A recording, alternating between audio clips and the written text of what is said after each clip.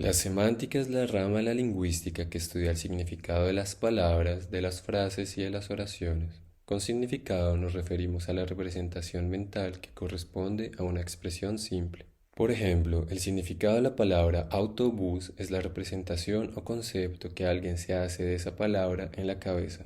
Vale la pena aclarar que el significado no corresponde siempre al referente a una palabra en el mundo real, sino más bien a la conceptualización que los hablantes tienen en mente, es decir, a su percepción del mundo real. Veamos un ejemplo para entender mejor esto. En la oración, mi papá perdió una gran parte de la mañana en el autobús, el hablante indica una actitud hacia el referente y la situación de habla al usar papá en vez de padre, que es más formal, o de papi, que es más cariñoso.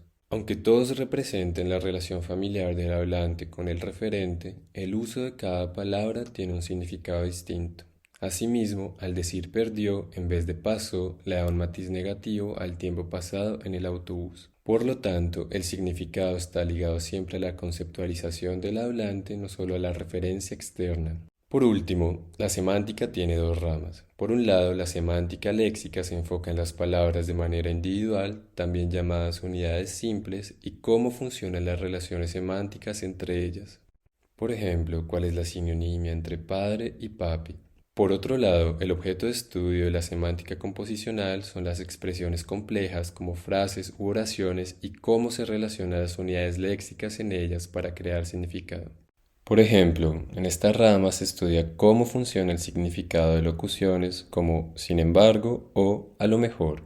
Ahora pasemos a la pragmática, que es la rama de la lingüística que se ocupa del significado contextual y de cómo el contexto lingüístico y extralingüístico puede incidir directamente sobre la interpretación del significado. A diferencia de la semántica, el significado en la pragmática toma en cuenta la interacción en una situación comunicativa. Por lo tanto, no equivale a lo que las palabras, frases u oraciones expresan por sí mismas, sino a lo que significan en contextos específicos y cómo se relacionan con la intención del hablante. Por esta razón, la unidad de análisis más pertinente a la pragmática es el enunciado, una unidad comunicativa que equivale a la contribución de un hablante a la interacción. El enunciado puede ser una oración o un fragmento de ella y siempre se toma en cuenta el contexto para analizarlo. Tomemos como ejemplo el enunciado «qué frío», dicho en una habitación con la ventana abierta en mitad del invierno.